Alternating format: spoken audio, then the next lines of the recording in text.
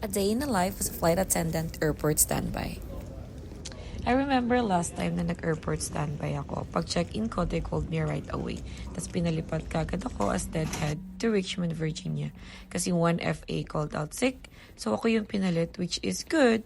Kasi pagdating ko doon sa Richmond, hindi ko alam na fair flight pala.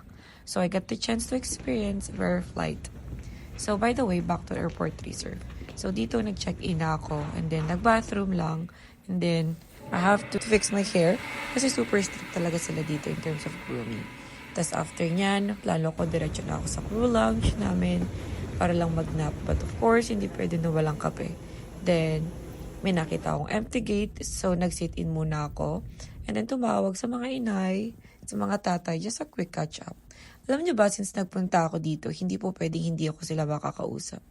Kahit like 10 to 15 minutes lang, quick catch up. If hindi naman, pakatawag, chat kagad ako. So for me kasi napaka-importante kasi talaga ng, alam mo yung mga nangyayari sa family mo, especially sa parents mo. Yun lang.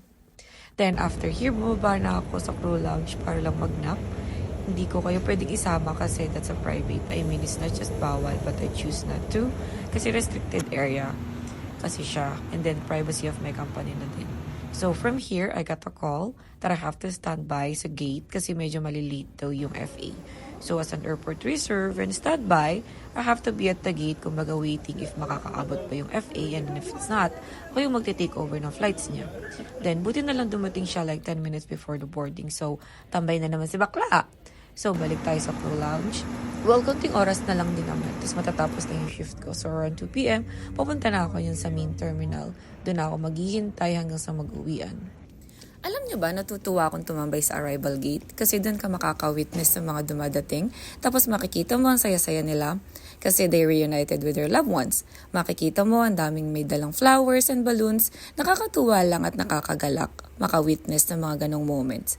That's why it's very important to say thank you to all the flight crew and especially sa mga pilots kasi they brings you home safe and sound. Yun lang, out na ako hanggang sa susunod na lipad. Paalam!